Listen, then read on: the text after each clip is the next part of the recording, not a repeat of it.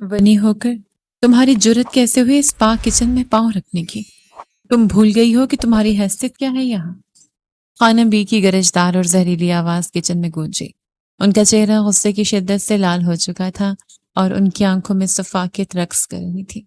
उनके हाथ ने फर्श पर बैठकर बर्तन धोती हुई मासूम सहमी हुई मारूख के बालों को बेदर्दी से जकड़ा और एक ही झटके से पीछे की तरफ खींचा। आह, खानम बी, मुझे माफ कर दे। मैं तो बस साईं के लिए पानी लेने आई थी। मारूख की दर्दनाक सिसकियां निकल गईं। उसके नाजुक साबुन से सने हाथ हवा में कांप रहे थे और मोटे मोटे आंसू उसके जर्द पड़ते गालों पर बह रहे थे। साईं के लिए पानी? तुम्हारी ये मजाल? खानम बी ने इंतहाई सफाकियत से कहते हुए मासूम से मारूख को फर्श पर पटक दिया। मारूख का कमजोर वजूद जमीन से टकराया और उसके मुंह से एक गहरी आह निकली। उसका दुपट्टा सर से सरक कर एक तरफ गिर चुका था और वो फर्श पर गिरी कांप रही थी। अपने आप को उनकी गैज़ो गजब से बचाने के लिए सिमट रही थी। किचन के दरवाजे पर हवेली की दूसरी औरतें तमाशाई बनी खड़ी थीं। फरजाद की चची जान के चेहरे पर एक मगरूर और जहरीली मुस्कुराहट थी, जबकि मुलाजमा साइका की आंखों में नफरत और हकारत साफ आयां थी। हवेली की कोई भी औरत उस वनी के लिए हमदर्दी के दो लफ्ज बोलने को तैयार न थी, बल्कि वो सब उसे उस खानदानी हवेली के दामन पर एक दाग और गुनाह समझती थी। तुम सिर्फ इस हवेली के मर्दों का दिल बहलाने लाई गई हो। तुम्हारी औकात हमारे पैरों की जूती से ज्यादा नहीं। खानम बी ने नफरत से फर्श पर थूकते हुए कहा। उनका गुस्सा इतने पर भी ठंडा न हुआ। उन्होंने बाएं जानिब देखा जहां दीवार के साथ लकड़ी का एक भारी और मोटा डंडा रखा था। साइका, जरा वो डंडा लेके आओ। इसे तो आज मैं सबक सिखाती हूँ। इसका ये गरूर और वहम आज मैं हमेशा के लिए दफन कर दूंगी। खानम बी ने डंडा हाथ में लेते हुए वहशियाना लहजे में कहा। मारूख ने खौफ से आंखें बंद कर ली और दीवार से लग गए। नहीं खानम बी, खुदा के लिए मुझे मत मारे। मैं दोबारा कभी यहाँ नहीं आऊंगी, खुदा के लिए। उसकी आवाज घिरघिरा कर रह गई, लेकिन खानम बी के दिल में रहम नहीं था। उन्होंने वो भारी डंडा हवा में लहराया और पूरी कुव्वत से जमीन पर पड़ी बेबस मारूख पर वार किया। आह, अम्मा! डंडा जैसे ही मारूख के नाजुक कंधे और पीठ पर लगा, उसकी एक बेसाख्ता रूह फरसा चीख किचन के दर दीवार को हिला गई। दर्द की एक तेज लहर उसके पूरे वजूद में दौड़ गई। उसने दर्द की शिद्दत से अपने घुटने सीने से लगा लिए। खानम बी ने तैश में आकर दूसरा वार करने के लिए डंडा दोबारा फजा में बुलंद किया। एक ही बार में तुम्हारा ये तमाशा खत्म न कर दूं तो मेरा नाम भी खानम बी नहीं। एक मासूम पर जुल्म करते आपको शर्म आनी चाहिए खानम बी। उसी वक्त एक इंतहाई गरजदार आवाज गूंजी। ये आवाज इतनी ताकतवर और रौबदार थी कि किचन में मौजूद हर वजूद जैसे अपनी जगह मुंजमद हो गया। खानम बी का डंडे वाला हाथ हवा में ही रुक गया। दरवाजे पर खड़ी चची जान का रंग उड़ गया और साइका घबरा कर 2 कदम पीछे हट गई। फरजाद राव किचन में दाखिल हुआ। उसके माथे पर गुस्से की शिद्दत से उभरे हुए रगे उसकी वहशत का पता दे रही थी। उसकी स्याह आंखों में उस वक्त जैसे खून उतरा हुआ था। इससे पहले कि खानम भी कुछ बोल पाती, फरजाद ने एक कदम आगे बढ़ाया और खानम बी का डंडे वाला हाथ हवा में ही दबोच लिया। उसकी गिरफ्त इतनी सख्त थी कि खानम बी के मुंह से एक दबी हुई सिसकी निकल गई और उनके हाथ से वो भारी डंडा छूटकर फर्श पर गिरा, जिसकी आवाज पूरे किचन में गूंज उठी। फरजाद! खानम बी के लहजे में हैरत और शदीद सदमा था। तुम एक मामूली वनी के लिए मुझ पर चिल्लाओगे? अपनी दादी के सामने खड़े होगे? फरजाद ने उनका हाथ झटक दिया। उसकी आंखें शोले बरसा रही थी। उसने खानम बी के सवाल का जवाब देना भी गवारा न किया। वो फौरन नीचे झुका, जमीन पर मिट्टी और आंसुओं से लथपथ दर्द से तड़पती मारूख को देखा। मारूख ने खौफ और बेयकीनी से अपने आंसुओं से धुंधली आंखें खोलकर फरजाद को देखा। उसका पूरा वजूद बुरी तरह कांप रहा था। इससे पहले कि हवेली की औरतें कुछ समझ पाती, फरजाद ने इंतहाई नरमी से मारूख को जमीन से उठाया और सबके सामने उसे अपने मजबूत सीने से लगा लिया। वो उसके लरजते हुए वजूद को अपने बाजों के हसार में ऐसे छुपा रहा था जैसे दुनिया की हर बला और हर जुल्म से उसे हमेशा के लिए महफूज कर लेना चाहता हो। ये देखकर किचन में मौजूद हर औरत को जैसे सांप सूंघ गया। चची जान ने हैरत के इंतहा से अपने मुंह पर हाथ रख लिया। साइका की आंखें फटी की फटी रह गई। खानम बी के पैरों तले से जमीन निकल गई। ये क्या बेहयाई है फरजाद राव? तुम होश में तो हो? इस मनहूस गैर लड़की को सबके सामने गले लगा रहे हो? खानम बी चीखी। जुबान संभाल कर बात करें खानम बी। फरजाद की आवाज एकदम तेज हुई। वो मारूख को अपने एक बाजू के मजबूत हसार में लिए हवेली के ان ظالم عورتوں کے سامنے کھڑا ہو گیا۔ معروف کوئی غیر یا منحوس لڑکی نہیں ہے، معروف میری بیوی ہے۔ یہ جملہ نہیں تھا، ایک ایٹم بم تھا جو راؤ حویلی کے اس کچن میں پھٹا تھا۔ چچی جان کی چیخ نکلتے نکلتے رہ گئی۔ خانم بھی صدمے سے 2 قدم پیچھے ہوئی اور دیوار کا سہارا لیا۔ حویلی کی تاریخ میں ایسا کبھی نہیں ہوا تھا۔ معروف جو فرجاد کے سینے سے لگے سسک رہی تھی، اس کا دل ایک لمحے کے لیے دھڑکنا بھول گیا۔ اس نے خود حیرت اور بے یقینی کی ایک شدید جھٹکے کے ساتھ اپنا سر اٹھایا اور فرجاد کا چہرہ دیکھا۔ کیا اس نے سچ سنا تھا؟ کیا یہ وہی فرجاد راؤ تھا جس کے روب سے پوری حویلی کانپتی تھی اور وہ خود اس کے سامنے آتے ہوئے ڈرتی تھی؟ فرجاد کا چہرہ اس وقت غصے سے تپ رہا تھا، لیکن جب اس نے نیچے جھک کر معروف کو دیکھا تو اس کی آنکھوں میں اس کے لیے گہری تڑپ، محبت اور پشیمانی کا سمندر لہرایا۔ لیکن جیسے ہی فرجاد کی نظر معروف کی گوری گردن اور کندھے پر پڑی، جہاں خانم بی کے تشدد کے سرخ اور نیلے نشان ابھر آئے تھے، تو فرجاد کے اندر کا راؤ جاگ اٹھا۔ اس کے چہرے کی نرمی سیکنڈ کے سویں حصے میں غائب ہو گئی اور اس کی جگہ ایک ہولناک غصے نے لے لی۔ اس کی گرفت معروف کے وجود پر مزید مضبوط ہو گئی اور وہ حویلی کی عورتوں پر بری طرح دھاڑا۔ کس نے میری بیوی کو ہاتھ لگانے کی جرت کی؟ کس کی موت آئی تھی جو میری بیوی پر ڈنڈا اٹھایا؟ خانم بی اور چچی جان کے چہروں پر پہلی بار فرجاد راؤ کا وہ خوفناک روپ دیکھ کر ہوائیں اڑنے لگی۔ آج کے بعد اگر کسی نے اس کی طرف آنکھ اٹھا کر بھی دیکھا یا اس حویلی میں کسی نے اسے ونی کہہ کر پکارا تو یاد رکھنا، میں اس حویلی کے رشتوں کو بھی بھول جاؤں گا اور اس حویلی کی اینٹ سے اینٹ بجا دوں گا۔ پورے کچن پر بے خوفناک گہرا اور دم گھٹنے والا سکوت طاری ہو چکا تھا۔ مسجد کے کچے صحن میں پیلے بلب کی ہلکی سی روشنی تھی، فضا میں بارش کی مٹی کی خوشبو تھی۔ مسجد کے اندرونی ہال میں جہاں چٹائیاں بچھی ہوئی تھیں، چند نفوس انتہائی رازداری اور خوف کے عالم میں جمع تھے۔ راؤ صاحب، خدا گواہ ہے میں بے گناہ ہوں، میں نے عثمان راؤ کا قتل نہیں کیا۔ یہ سب چچا نواب کی سازش ہے، وہ میرے خاندان کو مٹانا چاہتے ہیں۔ ساجد معروف کا بھائی فرجاد راؤ کے پیروں میں بیٹھا پھوٹ پھوٹ کر رو رہا تھا۔ اس کے کپڑے پھٹے ہوئے تھے اور چہرے پر وحشت کے آثار تھے۔ وہ راؤ خاندان کے ایک بیٹے کے قتل کے جھوٹے الزام میں پھنس چکا تھا اور جاگیردارانہ نظام کے سفاک جرگے نے اپنا آخری اور بھیانک فیصلہ سنا دیا تھا۔ ساجد کی جان کے بدلے اس کی معصوم بہن معروف کو راؤ خاندان میں بنی بنا کر بھیجا جائے گا۔ فرجاد راؤ نے آگے بڑھ کر ساجد کے کندھے پر ہاتھ رکھا اور اسے اٹھایا۔ میں جانتا ہوں ساجد کہ تم بے گناہ ہو۔ فرجاد کی آواز میں ایک دھیما پن تھا لیکن عزم پکا تھا۔ چچا نواب نے یہ پورا جال صرف جائیداد کے تنازع میں تمہارے خاندان کو برباد کرنے کے لیے بنا ہے، لیکن میں کل کے جرگے میں ایک معصوم لڑکی کی زندگی کا سودا نہیں ہونے دوں گا۔ حال کے ایک کونے میں ستون کا سہارا لیے معروف کھڑی تھی، ایک سادہ سی کالی چادر میں لپٹی جس کا آدھا چہرہ چھپا ہوا تھا۔ وہ کسی سہمے ہوئے پرندے کی طرح کانپ رہی تھی۔ اس کی بڑی بڑی خوبصورت آنکھوں سے آنسو رکنے کا نام نہیں لے رہے تھے۔ وہ جانتی تھی کہ ونی بن کر حویلی جانے کا مطلب کیا ہے، ساری زندگی کی ذلت، ظلم اور موت سے بدتر زندگی۔ فرجاد راؤ آہستہ آہستہ چلتا وہ معروف کے قریب آیا۔ اس کے چہرے پر ایک عجیب سا تقدس اور احترام تھا۔ اس نے معروف کے خوفزدہ چہرے کو دیکھا اور انتہائی سنجیدگی سے بولا، معروف، کل تو وہ جرگہ اپنا فیصلہ نافذ کر دے گا۔ تمہیں ونی بنا کر حویلی لایا جائے گا، جہاں خانم بھی اور چچا نواب تمہاری زندگی کو جہنم بنا دیں گے۔ میرے پاس تمہیں قانوناً اور شرعاً ان کے ظلم سے بچانے کا صرف ایک ہی راستہ ہے۔ معروف نے نم آنکھوں سے سر اٹھا کر فرجاد کو دیکھا۔ اس کی آواز گلے میں پھنس گئی تھی۔ کون سا راستہ راؤ صاحب؟ فرجاد نے ایک گہرا سانس لی اور اپنی سی آنکھیں اس کی آنکھوں میں ڈال دی۔ مجھ سے نکاح۔ یہ لفظ سنتے ہی معروف کی قدم لڑکھڑائے۔ ساجد نے بھی چونک کر فرجاد کو دیکھا۔ اسی لمحے فرجاد کا وکیل دوست زاویر جو مسجد کے دروازے پر نظر رکھے ہوئے تھا آگے بڑھا۔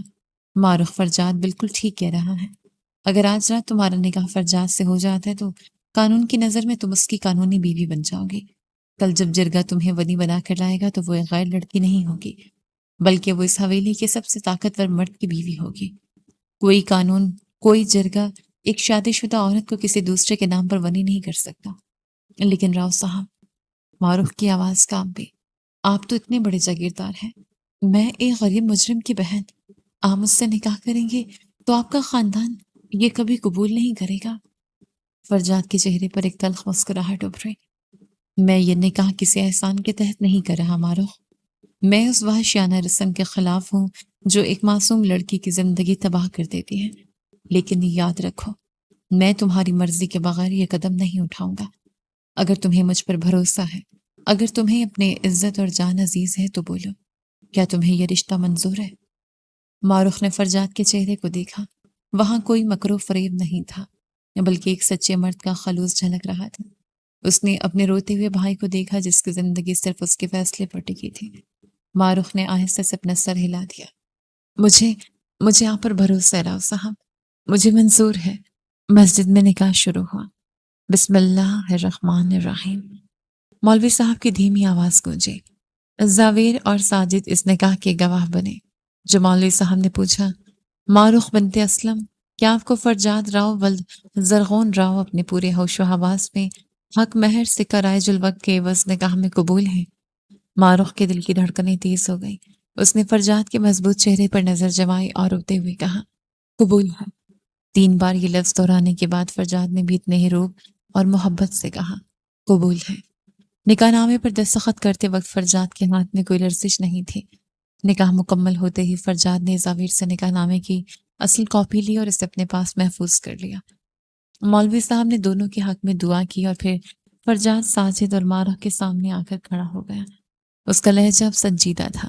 ساجد، تم فوراً زاویر کے ساتھ یہاں سے نکل جاؤ۔ زاویر تمہیں شہر کے ایک محفوظ فلیٹ میں رکھے گا جب تک عدالت سے تمہاری ضمانت اور بے گناہی کے ثبوت نہیں مل جاتے۔ چچا نواب کے غنڈے تمہیں ڈھونڈ رہے ہیں۔ ساجد نے روتے ہوئے معروف کو گلے لگایا اور فرجاد کے ہاتھ چومے۔ راؤ صاحب، میں اپنی بہن آپ کے حوالے کر رہا ہوں۔ فرجاد نے اسے تسلی دے کر رخصت کیا۔ اب مسجد میں صرف فرجاد اور معروف رہ گئے تھے۔ معروف نے گھبرا کر پوچھا، اب میرا کیا ہوگا؟ کیا میں آپ کے ساتھ حویلی چلوں گی؟ فرجاد نے نفی میں سر ہلایا۔ نہیں معروف، اگر میں آج رات تمہیں اپنی بیوی بنا کر لے کر گیا تو چچا نواب اور خانم بھی عدالت اور قانون کو نہیں مانیں گے۔ وہ غصے میں تم پر یا ساجد پر حملہ کر سکتے ہیں۔ حویلی کے حالات اب اس سچ کو برداشت نہیں کر پائیں گے۔ تمہیں کل جرگے کے فیصلے کے مطابق ہی ایک ونی بن کر حویلی آنا ہوگا تاکہ کسی کو شک نہ ہو۔ معروف کی آنکھوں میں دوبارہ خوف لہرایا۔ ونی بن کر؟ لیکن وہاں تو سب مجھ سے نفرت کریں گے۔ فرجاد نے معروف کے قریب آ کر اس کے سر پر چادر کو درست کیا اور انتہائی مان سے کہا، وہ تمہیں ونی سمجھ کر ظلم کرنے کی کوشش کریں گے، لیکن وہ نہیں جانتے کہ تم فرجاد راؤ کی امانت ہو۔ تم بس کچھ دن حوصلہ رکھنا، میں حویلی کے اندر تمہارا سایہ بن کر رہوں گا، اور جیسے ہی چچا نواب کی سازشوں کے پکے ثبوت میرے ہاتھ آئیں گے، میں سب کے سامنے اپنے اس رشتے کا اعلان کر دوں گا اور تمہیں وہ مقام دوں گا جس کی تم حقدار ہو۔ معروف نے فرجاد کی آنکھوں میں دیکھا جہاں اس کے لیے دنیا بھر کا تحفظ موجود تھا۔ اس کا خوف آہستہ آہستہ امید میں بدلنے لگا۔ دیوان کے وسط میں لگے شیشے کے بڑے میز کے گرد حویلی کے سرکردہ لوگ موجود تھے۔ سائیں زرغون راؤ اپنی مخصوص روبدار کرسی پر بیٹھے سونے کی دستے والی چھڑی پر ہاتھ جمائے ہوئے تھے۔ ان کا چہرہ سخت تھا۔ ان کے بائیں جانب چچا نواب صوفے پر بیٹھے سگار کے دھوئیں کے پیچھے اپنی عیارانہ مسکراہٹ چھپانے کی کوشش کر رہے تھے، جبکہ صنم اپنے مہنگے ریشمی جوڑے میں ملبوس غصے اور بے چینی سے اپنے ناخن چبا رہی تھی۔ اسی لمحے دیوان خاص کے دونوں بھاری کواڑ ایک جھٹکے سے کھلے۔ فرجاد راؤ اندر داخل ہوا۔ اس کا چہرہ ابھی تک غصے سے سرخ تھا۔ معروف، جو خانم بی کے تشدد کی وجہ سے ہلکا سے لنگڑا کر چل رہی تھی، سر جھکائے روتے ہوئے فرجاد کے پیچھے خود کو چھپانے کی کوشش کر رہی تھی۔ جیسے ہی زرغون راؤ کی نظر اپنے اکلوتے بیٹے اور اس کے ہاتھ میں جکڑے ایک ونی کے ہاتھ پر پڑی، ان کی سفید گھنی بھویں تن گئی اور انہوں نے اپنی جھڑی پوری قوت سے سنگ مرمر کے فرش پر ماری۔ اس کی گونج پورے دیوان میں پھیل گئی۔ یہ کیا بدتمیزی ہے فرجاد راؤ؟ زرغون راؤ اپنی جگہ سے اٹھ کھڑے ہوئے۔ ان کی آواز میں خاندانی غرور اور غیظ و غضب تھا۔ تم اس لڑکی کا ہاتھ تھام کر اس دیوان میں لائے ہو جس کی حیثیت اس حویلی میں ایک بندی اور گناہ کے تاوان سے زیادہ حق نہیں۔ چھوڑو اس کا ہاتھ۔ معروف نے خوف سے فرجاد کا ہاتھ مزید سختی سے تھام لیا۔ فرجاد نے اپنے والد کی آنکھوں میں آنکھیں ڈالی۔ اس کے چہرے پر کوئی خوف نہیں تھا۔ میں اپنی بیوی کا ہاتھ کبھی نہیں چھوڑوں گا سائیں، فرجاد نے دھیمے لیکن فولادی لہجے میں کہا۔ بیوی؟ صنم صوفے سے ایسے اچھلی جیسے کسی نے اس کے نیچے انگارے رکھ دیا۔ اس کا گورا چہرہ حسرت اور ذلت کی شدت سے بدصورت ہونے لگا۔ وہ تڑپ کر فرجاد کے سامنے آئی اور چیخی، فرجاد، تم پاگل ہو گئے ہو؟ تمہارا دماغ تو ٹھیک ہے؟ تم اس بازار سے اٹھائے ہوئے مجرم کی بہن کو میری جگہ دے رہے ہو؟ ہماری منگنی بچپن میں ہوئی تھی۔ اس حویلی پر تمہاری زندگی پر اور آؤ خاندان کی بڑی بہو بننے پر صرف اور صرف میرا حق ہے۔ تم اس پاؤں کی جوتی کو میرے برابر لا کر کھڑا کر رہے ہو۔ صنم نے غصے سے اندھے ہو کر ماروخ کو پیچھے دھکیلنے کے لیے ہاتھ اٹھایا، لیکن فرجاد نے بجلی کی سی تیزی سے صنم کا ہاتھ ہوا میں ہی دبوچ لیا۔ اس کی آنکھوں سے نکلتے شعلوں نے صنم کو وہیں منجمد کر دیا۔ دوبارہ اس پر ہاتھ اٹھانے کی جرت مت کرنا صنم، ورنہ میں بھول جاؤں گا کہ تم میری کزن ہو۔ فرجاد نے اسے جھٹکتے ہوئے سرد لہجے میں وارننگ دی۔ چچا نواب نے سگار ایک طرف رکھا اور کھڑے ہو کر منافقانہ انداز میں بولے، فرجاد بیٹا، صنم غلط نہیں کہہ رہی، آخر جرگے کا ایک فیصلہ ہے۔ یہ لڑکی یہاں اپنے بھائی کے گناہ کا بدل بن کر آئی ہے۔ اگر تم نے اس سے شادی کر لی تو یہ اس خاندان کی روایات کا قتل ہے۔ بھائی صاحب کچھ بولے، آپ کا بیٹا تو خاندان غیرت کو مٹی میں ملا رہا ہے۔ زرغون راؤ کا سانس غصے سے تیز ہو رہا تھا۔ انہوں نے اپنی چھڑی فرجاد کی طرف تان لی۔ چپ رہو نواب، فرجاد میں راؤ خاندان کا سربراہ ہونے کے ناطے یہ فیصلہ سناتا ہوں کہ یہ نکاح، یہ رشتہ ہمیں منظور نہیں۔ ایک ونی اس حویلی کی بہو نہیں بن سکتی۔ اسے ابھی اور اسی وقت حویلی کے پچھلے کوارٹرز میں بھیجو۔ یہ صرف ایک ملازمہ کی طرح یہاں رہے گی۔ پورے دیوان میں زرغون راؤ کا حکم گونج اٹھا۔ ماروخ نے سسکتے ہوئے اپنا ہاتھ فرجاد کی گرفت سے چھڑانے کی کوشش کی۔ راؤ صاحب، مجھے جانے دیں، میں آپ کے لیے مصیبت نہیں بننا چاہتی۔ لیکن فرجاد راؤ کا ارادہ کچھ اور ہی تھا۔ اس نے ماروخ کو اپنے پیچھے کیا، اپنے کوٹ کے اندرونی جیب میں ہاتھ ڈالا اور نکاح نامہ نکال کر پوری قوت سے شیشے کے بڑے میز پر پٹخ دیا۔ یہ ہے میری شادی کا ثبوت۔ یہ نکاح میں نے 6 ماہ پہلے قانون اور شریعت کے مطابق اس وقت کیا تھا جب جرگے نے اسے ونی کرنے کا فیصلہ بھی نہیں کیا تھا۔ فرجاد کی آواز دیوان کی اونچی چھت سے ٹکرا کر گرجی۔ اس نے اپنے والد چچا نواب اور صنم کے چہروں پر جمی حیرت کو دیکھا اور دو ٹوک الفاظ میں اپنا آخری فیصلہ سنایا۔ ماروخ اس حویلی کی بڑی بہو ہے۔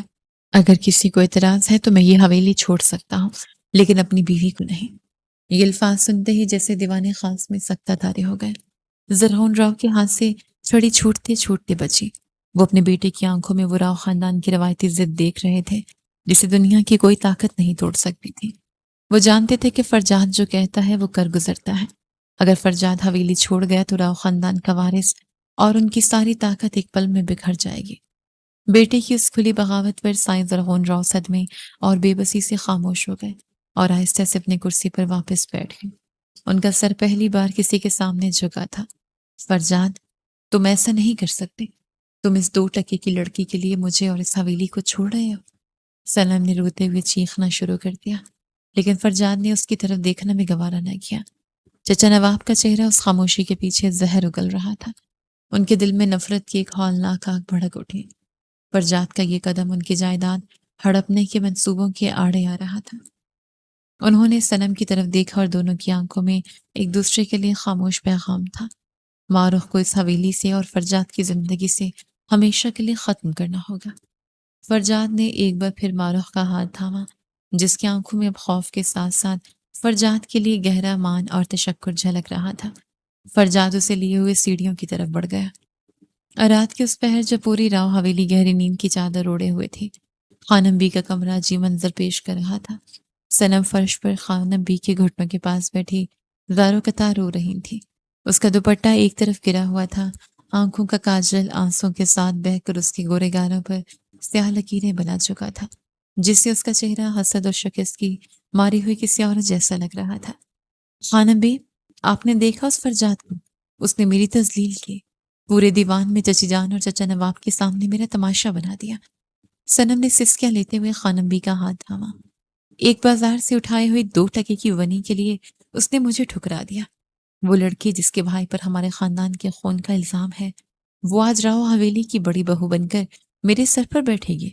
میں یہ ذلت مرتے دم تک نہیں بھولوں گی خانم بی۔ خانم بی مسند پر بیٹھی اپنے ہاتھی دان کی تسبیح کے دانے بدردی سے گرا رہی تھی۔ ان کا چہرہ غصے اور خاندانی انا کی آگ میں جھلس رہا تھا۔ فرجاد نے آج ان کے ہاتھ سے ڈنڈا چھین کر اور ان کے سامنے دھاڑ کر ان کی 40 سالہ حاکمیت کو للکارا تھا۔ صبر کر صنم، اپنے یانسو پونچھ۔ خانم بی کی آواز میں سرد زہر تھا۔ راؤ حویلی کی تاریخ گواہ ہے کہ یہاں وہی ہوا ہے جو میں نے چاہا ہے۔ فرجاد کا خون ابھی گرم ہے اور وہ اس لونڈی کے عشق میں اندھا ہو چکا ہے، لیکن وہ بھول گیا ہے کہ اس حویلی کی اصل مالک میں ہوں۔ وہ ونی یہاں بندی بن کر آئی تھی اور بندی بن کر ہی مرے گی۔ میں اس کے سر پر راؤ خاندان کا تاج کبھی سجنے نہیں دوں گی۔ اسی لمحے کمرے کے اندھیرے کونے سے چچا نواب نکل کر سامنے آئے۔ ان کے ہاتھ میں سلگتا ہوا سگار تھا، جس کا دھواں کمرے کی فضا کو مزید دھندلا رہا تھا۔ ان کے چہرے پر ایک عیارانہ اور مکرانہ مسکراہٹ تھی۔ صرف غصہ کرنے سے اور روتے رہنے سے کچھ حاصل نہیں ہوگا اماں جان۔ چچا نواب نے سگار کا ایک لمبا کش لے کر دھواں فضا میں اچھالا۔ فرجاد نے جو نکاح نامہ میز پر پٹخا ہے، اس نے قانوناً ہمارے ہاتھ باندھ دیے ہیں۔ بھائی زرغون بھی اپنے اکلوتے بیٹے کی بغاوت کے آگے ڈھیر ہو چکے ہیں، کیونکہ وہ جانتے ہیں کہ اگر فرجاد حویلی چھوڑ کر گیا تو راؤ خاندان کی جائیداد اور سیاست کا نام و نشان مٹ جائے گا۔ اگر ہمیں فرجاد کا غرور توڑنا ہے تو ہمیں اس کی طاقت پر نہیں، اس کی کمزوری پر وار کرنا ہوگا، اور اس وقت اس کی سب سے بڑی کمزوری وہ لڑکی ماروخ ہے۔ صنم نے تڑپ کر چچا نواب کی طرف دیکھا۔ لیکن ہم کیا کر سکتے ہیں؟ فرجاد تو اس کے کمرے کے باہر خود پہرا دے رہا ہے، وہ اسے اپنے سائے کی طرح ساتھ رکھتا ہے۔ ہم اس تک پہنچیں گے کیسے؟ چچا نواب آہستہ سے ہنسے۔ ان کی ہنسی میں ایک ہولناک سازش چھپی تھی۔ سائے کو ہٹانے کی ضرورت نہیں ہوتی صنم بیٹی، ہم روشنی ہی بجھا دیں گے۔ ہم اس لڑکی پر سیدھا حملہ نہیں کریں گے جس سے شک سیدھا ہم پر آئے۔ ہم حویلی کے قوانین اور روایات کا سہارا لیں گے۔ ہم اس لڑکی کو اس حویلی کے لیے اتنی بڑی لعنت اور منحوس ثابت کر دیں گے کہ بھائی زرغون خود فرجاد کے نکاح نامے کو پھاڑ کر اس لڑکی کو دھکے دے کر حویلی سے نکالنے پر مجبور ہو جائے۔ خانم بی نے تصویروں کی اور اپنی چمکتی ہوئی بوڑھی آنکھیں نواب پر جمائیں۔ تمہارا کیا پلان ہے نواب؟ صاف صاف بولو۔ چچا نواب نے کمرے کے چور دروازے کی طرف دیکھا اور دھیمی آواز میں پکارا، سائقہ اندر آؤ۔ دروازہ ہلکے سے کھلا اور ملازمت سائقہ سہمے ہوئے قدموں کے ساتھ اندر داخل ہوئی۔ اس کے چہرے پر خوف تھا، لیکن آنکھوں میں لالچ صاف دکھائی دے رہا تھا۔ وہ خانم بی اور چچا نواب کے سامنے آ کر ہاتھ باندھ کر کھڑی ہو گئی۔ جی سائیں۔ جی خانم بی، سائقہ نے کامتی آواز میں کہا۔ چچا نواب نے اپنی واسکٹ کی جیب میں ہاتھ ڈالا اور 5,000 کے نئے نوٹوں کی ایک بھاری گڈی نکالی۔ انہوں نے وہ گڈی سائقہ کے سامنے میز پر پٹخ دی۔ نوٹوں کی چمک دیکھ کر سائقہ کی آنکھیں پھٹی کی پھٹی رہ گئی اور اس کے منہ سے رال ٹپکنے لگی۔ یہ سارے پیسے تمہارے ہیں سائقہ، اور کام مکمل ہونے پر اس سے دگنے ملیں گے، چچا نواب نے روبدار لہجے میں کہا۔ پھر انہوں نے اپنی دوسری جیب سے شیشے کی ایک انتہائی چھوٹی ڈبیا نکالی جس کے اندر سفید رنگ کا باریک سفوف تھا۔ سائقہ نے ڈبیا کو دیکھا اور گھبرا گئی۔ سائیں، یہ کیا ہے؟ میں کسی کا خون نہیں کر سکتی۔ فرجاد سائیں مجھے زندہ جلا دیں گے۔ بے وقوف عورت، یہ زہر نہیں ہے، چچا نواب نے اسے گھورتے ہوئے کہا۔ یہ ایک خاص جڑی بوٹی کا سفوف ہے جو حکیموں کے ہاں استعمال ہوتا ہے۔ اگر یہ کسی کو کھلا دیا جائے تو انسان کا اندرونی نظام بری طرح بگڑ جاتا ہے۔ انسان کو شدید الٹیاں اور پاگل پن کے دورے پڑنے لگتے ہیں، جسم پر نیلے نشان پڑ جاتے ہیں اور وہ بستر سے لگ جاتا ہے۔ دیکھنے والے کو ایسا لگتا ہے جیسے اس پر کسی بہت بڑے آسیب یا جن کا سایہ ہو گیا ہو۔ خانم بی کے چہرے پر ایک زہریلی اور شفاف مسکراہٹ ابھری۔ وہ چچا نواب کا مکروہ پلان سمجھ چکی تھی۔ واہ نواب، بہت خوب سوچا ہے تم نے۔ وہ سائقہ کی طرف مڑی۔ سائقہ، فرجاد نے ماروخ کو اپنے کمرے میں رکھا ہوا ہے، لیکن تم نے روزانہ صبح اس کے لیے جو گرم دودھ کا گلاس دے کر جانا ہے، اس میں فرجاد کی نظر بچا کر یہ سفوف ملا دینا ہے۔ صنم نے جوش میں آ کر کہا، اور جیسے ہی وہ دودھ پیے گی اس کی حالت غیر ہو جائیں گے، وہ پاگلوں کی طرح چیخے گی اور تڑپے گی۔ بالکل۔ چچا نواب نے صنم کی بات کو آگے بڑھایا۔ جب اس کی حالت بدتر ہوگی تو خانم بھی پورے گاؤں کے پیر صاحب اور حویلی کے بڑوں کو اکٹھا کریں گے۔ ہم یہ بات پھیلا دیں گے کہ یہ ونی اس حویلی کے لیے اتنی منحوس ہے کہ راؤ خاندان کے بزرگوں کی روحیں اس سے ناراض ہیں، اور اسی وجہ سے اس پر کوئی ہولناک سایہ ہو گیا ہے۔ سائیں زرغون راؤ انتہائی وہمی انسان ہے۔ وہ کسی آسیب زدہ اور منحوس عورت کو اپنی حویلی میں ایک پل برداشت نہیں کریں گے۔ وہ فرجاد کو حکم دیں گے کہ اس بلا کو بھی حویلی سے دور جنگل میں پھینکا۔ سائقہ نے نوٹوں کی گڈی پر ہاتھ رکھا اور اسے اپنے دوپٹے میں چھپاتے ہوئے خبیثانہ انداز میں مسکرائی۔ آپ فکر نہ کریں چچا سائیں، خانم بی، آپ کا کام ہو جائے گا۔ وہ ونی خود کو بڑی بہو سمجھ رہی ہے نا، کل صبح سے ہی اس کا ایسا تماشا بنے گا کہ وہ راؤ حویلی تو کیا اس دنیا میں پاؤں رکھنے کے قابل بھی نہیں رہے گی۔ یاد رہے سائقہ، فرجاد کو کانوں کان خبر نہیں ہونی چاہیے، ورنہ تمہاری لاش بھی کسی کو نہیں ملے گی۔ خانبی نے آخری وارننگ دی، جس پر سائقہ نے جلدی سے سر ہلایا اور اندھیرے میں غائب ہو گئے۔ کمرے میں موجود تینوں دشمنوں نے ایک دوسرے کی طرف دیکھا۔ صنم کے چہرے پر انتقام کی ہولناک چمک تھی۔ خانبی اپنی تصویر دوبارہ گھمانے لگی اور چچا نواب نے سگار کا آخری کش لے کر ایک شیطانی کہکا لگایا۔ سازش کا جال مکمل طور پر بن دیا گیا تھا اور اب معصوم معروف اس اندھے کنویں میں گرنے والی تھی۔ فرجاد نے دیوانی خاص کے ہنگامے کے فوراً بعد معروف کو اپنے اس کمرے میں شفٹ کر دیا تھا جہاں اس کی اجازت کے بغیر حویلی کا کوئی پرندہ بھی پر نہیں مار سکتا تھا۔ بڑے سے بیڈ کے وسط میں معروف بیٹھی ہوئی تھی۔ اس نے فرجاد کی دی ہوئی ایک نرم سفید چادر خود کے گرد لپیٹ رکھی تھی۔ اس کا معصوم چہرہ ابھی بھی آنسوں سے نم تھا، لیکن اب اس کی آنکھوں میں وہ پہلے والا خوف نہیں تھا جو کچن میں خانبی کے سامنے تھا۔ وہ ٹکٹکی باندھے کمرے کے دوسرے کونے میں موجود چمڑے کے بڑے صوفے کو دیکھ رہی تھی۔ وہاں فرجاد رو بیٹھا ہوا تھا۔ اس کی آنکھیں بند تھی لیکن اس کا پورا وجود الرٹ تھا۔ وہ رات کی اس پہر بھی سویا نہیں تھا، بلکہ صوفے پر ٹیک لگائے اپنے بازو سینے پر باندھے رات بھر معروف کی چوکیداری کر رہا تھا۔ وہ ہر چھوٹے سے سائے اور آواز پر اپنی سیاہ گہری آنکھیں کھول کر دروازے اور کھڑکی کی طرف دیکھ لیتا تھا۔ معروف کا دل فرجاد کی اس بے پناہ کیئر اور حفاظت کو دیکھ کر آہستہ آہستہ پگھل رہا تھا۔ وہ مرد جس کے ایک اشارے پر پورے علاقے کے فیصلے بدل جاتے تھے، آج ایک معمولی بے بس لڑکی کی نیند کی خاطر اپنی نیند قربان کر کے جاگ رہا تھا۔ معروف نے ایک گہرا سانس لیا۔ اس کے دل میں ایک عجیب سامان اور محبت کا جذبہ ابھرنے لگا۔ اس نے ہمت اکٹھی کی اور بیڈ سے اپنے پاؤں نیچے اتارے۔ اس کی دھیمی سی آہٹ پر فرجاد نے فوراً اپنی آنکھیں کھولی اور ایک پل میں صوفے سے اٹھ کر اس کے قریب آیا۔ کیا ہوا معروف؟ درد زیادہ ہے؟ فرجاد کے لہجے میں صرف اور صرف معروف کے لیے تڑپ اور نرمی تھی۔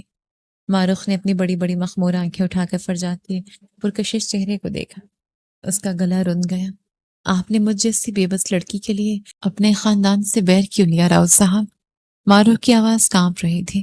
میں تو صرف ایک بنی تھی، ایک مجرم کی بہن۔ آپ نے اپنی پوری زندگی داؤ پر کیوں لگا دی؟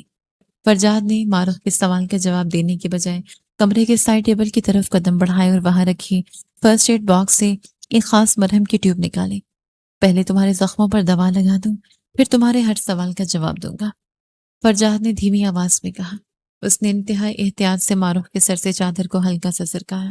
جیسے ہی اس کی نظر معروف کی گوری گردن اور کندھے پر ابھرے ہوئے خانبی کے دیے گئے زخم پر پڑی، فرجاد کے جبڑے سختی سے بھینچ گئے اور اس کی آنکھوں میں ایک بار پھر غصے کی لہر دوڑی، لیکن اس نے انتہائی نرمی سے معروف کے زخم پر رکھنا شروع کیا۔ معروف کے منہ سے ایک سسکی نکلی۔ بس تھوڑی دیر کے درد ٹھیک ہو جائے گا، فرجاد نے اس کے زخم پر پھونک مارتے ہوئے کہا۔ اس کا لفظ اتنا مقدس اور شفیق تھا کہ معروف کی آنکھوں سے ایک بار پھر گرم آنسو بہنے لگے۔ دوا لگانے کے بعد فرجاد نے مرہم ایک طرف رکھا۔ اب سنو تمہارے سوال کا جواب۔ فرجاد کی آواز گہری ہو گئی۔ میں نے کسی بے بس لڑکی کے لیے اپنے خاندان سے بیٹھ نہیں لیا معروف۔ میں نے اپنی کائنات کے لیے، اپنی زندگی کے لیے اس دنیا سے جنگ کی ہے۔ معروف نے حیرت سے سانس روکی۔ کیا؟ ہاں معروف۔ فرجاد نے اس کے ہاتھوں پر اپنی گرفت مضبوط کی۔ میں تم سے محبت کرتا ہوں۔ یہ الفاظ ایک میٹھے نغمے کی طرح گونجے۔ معروف کا دل زور سے دھڑکنے لگا۔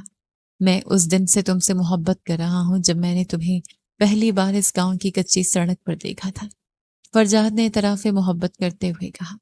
جب جرگے نے تمہاری زندگی کا سودا کیا تو میرے اندر کا انسان اور میری محبت تڑپ اٹھے۔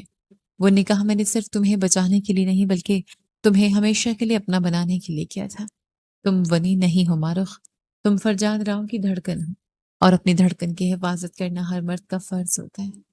معروف فرجاد کے اس بے پناہ اور سچے اعتراف پر گنگی ہو کر رہ گئی۔ اس نے پہلی بار محسوس کیا کہ وہ اکیلی نہیں ہے، اس کے ساتھ دنیا کا سب سے طاقتور مرد کھڑا ہے۔ اس دوران فرجاد کا فون زور سے وائبریٹ ہوا۔ فرجاد نے فون نکالا۔ اسکرین پر زاویر کا نام چمک رہا تھا۔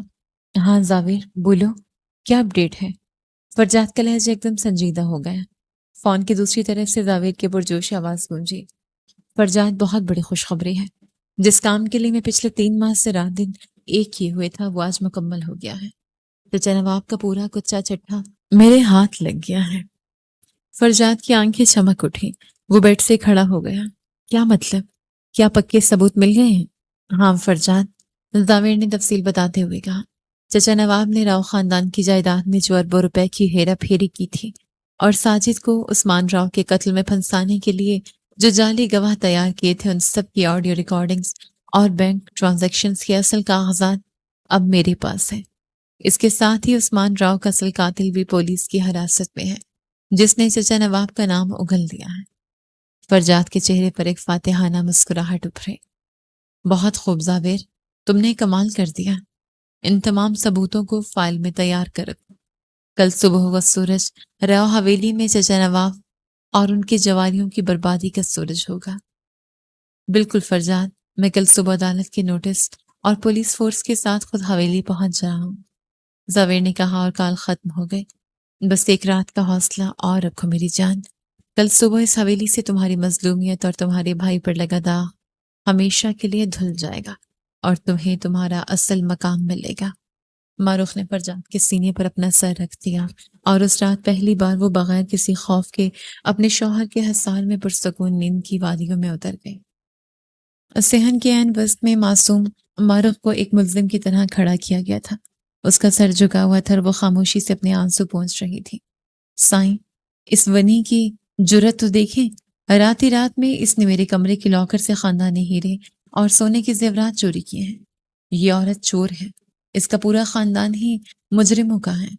صنم نے خالی سرخ مخملی جیولری باکس جرگے کے سامنے میز پر پٹکتے ہوئے انتہائی مکرانہ انداز میں چیخ کر کہا۔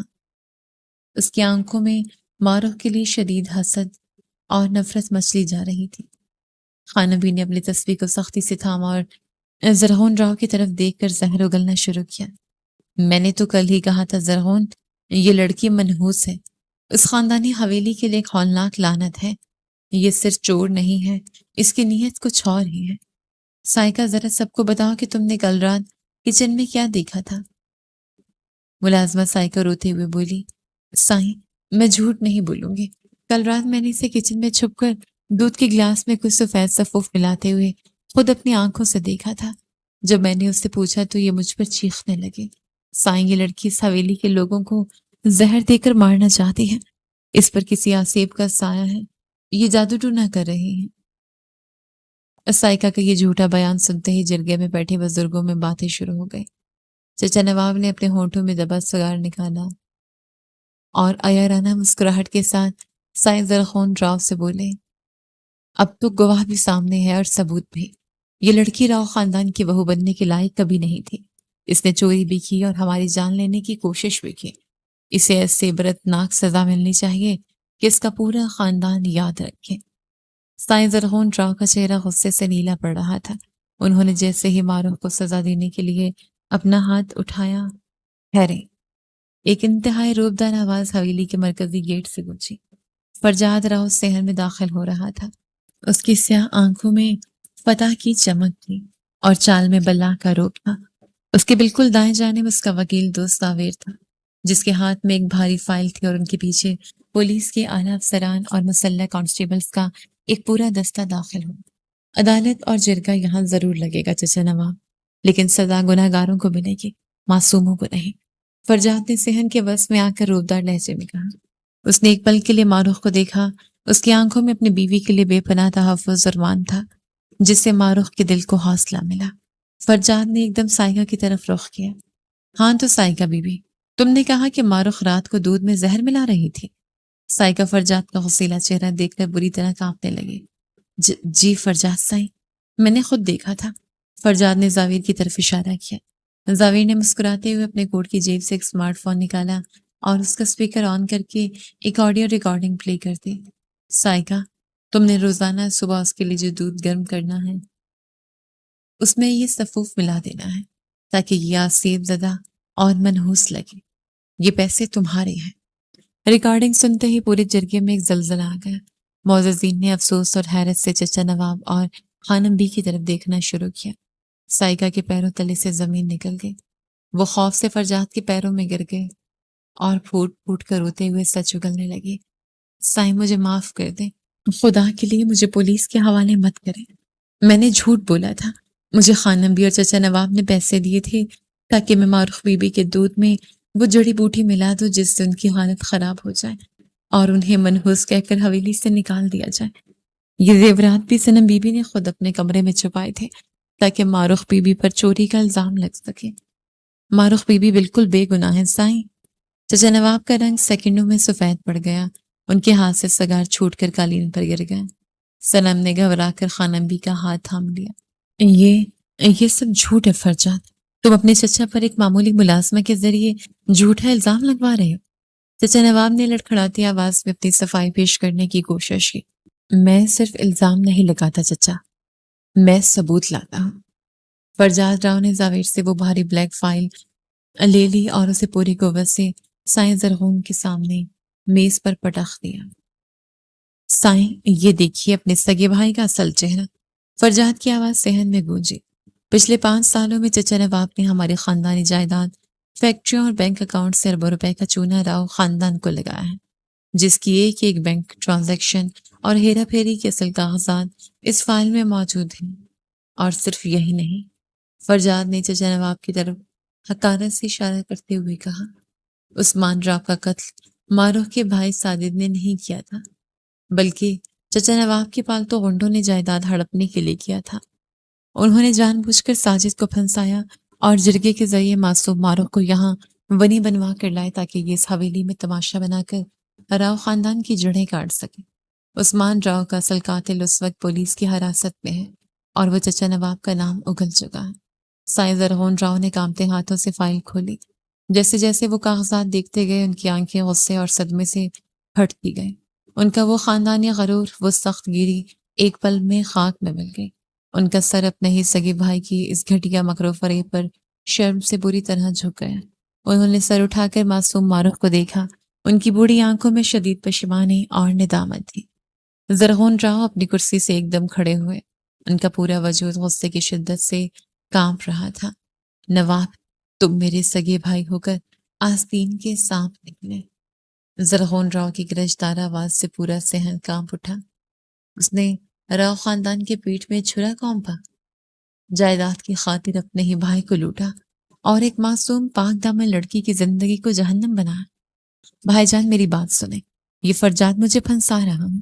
चचा नवाब ने रोते हुए मिन्नत करनी चाही। खामोश।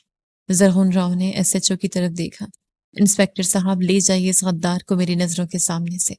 इसकी शक्ल भी मुझे दोबारा दिखाई न दे। पुलिस अफसरान ने आगे बढ़कर चचा नवाब को बालों से पकड़ा और उनके हाथों में लोहे की हथकड़ियां पहना दी। सनम ये मंजर देखकर बुरी तरह चीखने लगी और रोते हुए जरगून राव के पैरों में आई। बड़े अब्बा, मुझे माफ कर दे, मैं तो खानम बी के कहने पर यह सब कर रही थी। खामोश सनम। जरगून राव ने उसे पैर की ठोकर से पीछे धकेल दिया। उनका लहजा सफाक था। तुम्हारे हसद, मकर और लालच ने तुम्हें इस हवेली के काबिल भी नहीं छोड़ा। तुम और तुम्हारे वालिद अभी और इसी वक्त इस हवेली से बेदखल किए जाते। अगर आज के बाद तुम दोनों का साया भी इस हवेली या हमारी जायदाद पर पड़ा तो याद रखना, फरजाद बाद में गोली मारेगा, मैं पहले तुम्हारी लाशें गिरवा दूंगा। सनम और चचा नवाब को पुलिस घसीटते हुए हवेली के गेट से बाहर ले गए। सहन में अब एक गहरा सकूत था। साईं जरगून राव आहिस्ता आहिस्ता चलते हुए खानम बी के सामने आकर खड़े हो गए। खानम बी सदमे और खौफ से बिल्कुल मुंजमद हो चुकी थी। उनकी तस्वीर उनके हाथ से गिर चुकी थी। और खानम बी। जरगून राव की आवाज बर्फीली थी।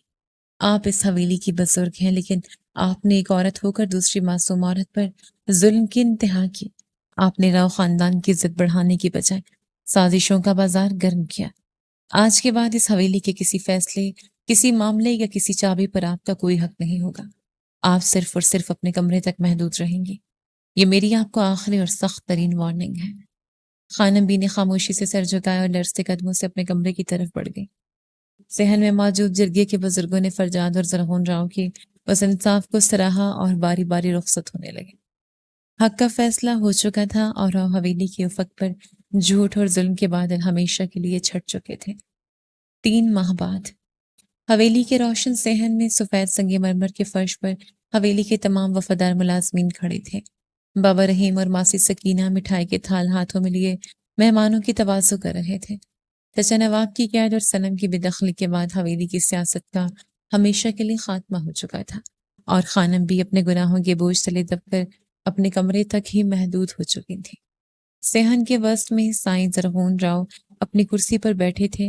उनके चेहरे पर एक बुजुर्गाना शफकत और दिली सुकून ने जगह ले ली थी। उनके बिल्कुल सामने फरजाद राव खड़ा था। اس کے چہرے پر اپنے مقصد کو پا لینے کا فخر اور سکون صاف عیاں تھا۔ اسی لمحے حویلی کے اندرونی حصے سے معروخ برآمد ہوئی۔ وہ شوخ سرخ رنگ کے بنارسی جوڑے میں ملبوس تھی جس پر سونے کا نفیس کام ہوا تھا۔ اس کا سر چادر سے اچھی طرح ڈھکا ہوا تھا اور اس کے چہرے پر ایک سچی حیا اور دلکش مسکراہٹ رقص کر رہی تھی۔ اس کے پیچھے اس کا بھائی ساجد بھی موجود تھا جو اب عزت بری ہو چکا تھا۔ معروخ جیسے ہی قریب آئی سائیں زرغون راؤ کے چہرے پر ایک گہری پشیمانی کے تاثرات ابھرے۔ معروخ بیٹی، زرغون راؤ کی آواز میں پہلی بار ایک باپ کی شفقت گھلی ہوئی تھی۔ بیٹی، اس بوڑھے باپ کو معاف کر دینا۔ زرغون راؤ کی آنکھوں میں آنسو تیرنے لگے۔ میں نے خاندانی روایات اور جھوٹے گھمنڈ میں تم جیسی معصوم بچی پر بہت ظلم ہوتے دیکھا اور خاموش رہا، لیکن تم نے اپنے صبر، اپنی پاکیزگی اور اپنی محبت سے اس حویلی کے دل کو جیت لیا ہے۔ تم ونی بن کر نہیں آئی تھی، تم تو اس حویلی کی قسمت بدلنے آئی تھی۔ معروخ کی آنکھوں میں خوشی کے آنسو آ گئے۔ نہیں سائیں، آپ میرے بزرگ ہیں، میرے والد کی طرح ہیں، مجھے آپ سے کوئی شکوہ نہیں ہے۔ زرغون راؤ نے مسکرا کر اپنے کرتے کی جیب میں ہاتھ ڈالا اور چابیوں کا ایک بھاری چاندی کا پرانا گچھا نکالا۔ یہ وہ چابیاں تھیں جو راؤ حویلی کی حاکمیت، جائیداد اور ہر فیصلے کی علامت تھی، جو 40 سال سے خانم بی کے پاس تھی۔ زرغون راؤ نے وہ چابیاں انتہائی مان سے معروخ کے نازک ہاتھوں پر رکھ دی۔ آج سے تم اس راؤ حویلی کے نگران اور اصل مالکن ہو۔ تم اس حویلی کی بڑی بہو ہو معروخ، اور مجھے پورا یقین ہے کہ تمہارے ان نرم ہاتھوں میں اس حویلی کا مستقبل ہمیشہ محفوظ اور روشن رہے گا۔ زرغون راؤ نے 2 ٹوک الفاظ میں اعلان کیا، جس پر پورے صحن میں موجود ملازمین نے تالیاں بجا کر خوشی کا اظہار کیا۔ فرجاد راؤ نے آگے بڑھ کر اپنے والد کے کندھے پر ہاتھ رکھا۔ دونوں باپ بیٹے کی آنکھوں میں ایک دوسرے کے لیے احترام تھا۔ فرجاد نے پھر صحن کے وسط میں آ کر علاقے کے معززین اور میڈیا کے نمائندوں کے سامنے مائک سنبھالا۔ اس کا لہجہ روبدار اور عزم سے بھرپور تھا۔ آج راؤ حویلی کے اس صحن سے میں فرجاد راؤ یہ اعلان کرتا ہوں کہ آج کے بعد ہمارے پورے علاقے، جرگے اور راؤ خاندان کی حدود میں ونی کی وحشیانہ رسم پر ہمیشہ کے لیے پابندی عائد کی جاتی ہے۔ اگر کسی نے بھی آئندہ کسی معصوم لڑکی کی زندگی کا سودا کسی مرد کے گناہ کے بدلے کرنے کی کوشش کی تو راؤ خاندان اس کا سب سے بڑا دشمن ہوگا اور قانون اسے عبرت کا نشان بنا دے گا۔ اب اس علاقے میں کوئی معروخ ونی بن کر نہیں تڑپے گی۔ اس تاریخی اعلان پر پوری حویلی تالیوں اور نعروں سے گونج اٹھی۔ معروخ نے فخر سے اپنے شوہر کو دیکھا جو اس کے لیے اور اس جیسے ہزاروں لڑکیوں کے لیے نجات دہندہ بن کر ابھرا تھا۔ رات گہری ہو چکی تھی اور حویلی کے جشن کے بعد سب اپنے اپنے کمروں میں جا چکے تھے۔ حویلی کی بالکنی میں فرجاد اور معروخ اکیلے کھڑے تھے۔ معروخ بالکنی کے جنگلے پر ہاتھ رکھے نیچے روشنیوں کو دیکھ رہی تھی۔ اس کے چہرے پر حیا اور سکون کا ایک حسین امتزاج تھا۔ فرجاد آہستہ سے چلتا ہوا اس کے بالکل پیچھے آ کر کھڑا ہو گیا۔ اس نے انتہائی محبت سے معروخ کے کندھوں کے گرد اپنے بازو پھیلائے اور اسے اپنے سینے کے حصار میں لے لیا۔ کیا سوچ رہی ہو میری جان؟ فرجاد نے اس کے کان کے پاس جھک کر انتہائی مخمور آواز میں پوچھا۔ معروخ نے تھوڑا سا گھوم کر فرجاد کی سیاہ محبت سے لبریز آنکھوں میں دیکھا۔ اس نے اپنی نازک انگلیاں فرجاد کی سوٹ کے بٹنوں پر رکھی۔ میں سوچ رہی ہوں راؤ صاحب کہ خواب کتنے سچے ہوتے ہیں۔ معروخ نے مسکرا کر کہا۔ ایک وقت تھا جب اس حویلی کے کچن میں مجھ پر ڈنڈے برس رہے تھے اور میں موت کی دعا مانگ رہی تھی، اور آج میں اس حویلی کے سب سے طاقتور مرد کے دل پر راج کر رہی ہوں۔ یہ سب ایک خواب جیسا لگتا ہے۔ فرجاد نے جھک کر معروخ کے دونوں ہاتھ اپنے لبوں سے لگائے اور ان پر اپنی محبت کی مہر ثبت کی۔ یہ خواب نہیں ہے معروخ، یہ ہماری محبت کی جیت ہے۔ تم نے اپنے صبر سے اس حویلی کے اندھیروں کو شکست دی ہے۔ فرجاد نے اس کے چہرے کی لٹوں کو کان کے پیچھے کرتے ہوئے کہا۔ میں نے تم سے وعدہ کیا تھا نا کہ میں تمہیں وہ مقام دوں گا جس کی تم حقدار ہو۔ آج دیکھو پوری دنیا تمہارے قدموں میں ہے اور یہ فرجاد راؤ ہمیشہ ہمیشہ کے لیے تمہارا غلام بن چکا ہے۔ معروخ کھلکھلا کر ہنسی۔ اس نے اپنا سر فرجاد کے سینے پر رکھ دیا جہاں اس کا دل صرف اور صرف معروخ کے نام پر دھڑک رہا تھا۔ فرجاد نے اسے مزید سختی سے اپنے حصار میں لے لیا۔ دور افق پر صبح صادق کے مدہ مسرات نمودار ہو رہے تھے جو راؤ حویلی میں ظلم، خوف اور ونی کی رسم کے ہمیشہ کے لیے خاتمے اور محبت، امن اور ایک خوبصورت نئی صبح کا آغاز کر رہے تھے۔ اس کہانی کا سب سے مضبوط پہلو یہ ہے کہ اس نے ظلم، جاگیردارانہ رسموں اور عورت پر ہونے والی ناانصافی کے خلاف ایک واضح آواز بلند کی ہے۔ معروخ کا کردار صبر، حوصلے اور عزت نفس کی علامت بن کر سامنے آتا ہے۔ جبکہ فرجاد راؤ کا کردار یہ احساس دلاتا ہے کہ طاقت کا اصل حسن کمزور کی حفاظت میں ہے، نہ کہ اس پر حکمرانی میں۔ دوسری طرف خانم بی، چچا نواب اور صنم جیسی کردار یہ سبق دیتے ہیں کہ غرور، لالچ، حسد اور جھوٹی انا آخرکار انسان کو تنہا اور رسوا کر دیتی ہیں۔ اگرچہ کہانی میں جذبات، انتقام اور ڈرامائی موڑ بہت شدت سے دکھائے گئے ہیں، لیکن اس کا بنیادی پیغام یہ ہے کہ کسی انسان کی عزت اس کے حالات یا خاندانی فیصلوں سے کم نہیں ہو جاتی، اور ظلم چاہے کتنے ہی طاقتور ہاتھوں سے کیوں نہ ہو، ایک دن سچ اور انصاف کے سامنے ہار جاتا ہے۔ ہر قاری کے لیے یہی سوچ قابل غور ہے کہ معاشرے کی فرسودہ رسموں کو زندہ رکھنے کی بجائے انسانیت، انصاف، رحم دلی اور عورت کے احترام کو فروغ دیا جائے، کیونکہ محبت وہی خوبصورت ہوتی ہے جو کسی کی زندگی سنوارے، نہ کہ اس کی آزادی اور وقار چھین لے۔ اور آپ کو یہ کہانی کیسی لگی؟ پڑھ کر اپنی رائے کا اظہار کیجیے گا اور چینل سبسکرائب کر لیں۔ شکریہ۔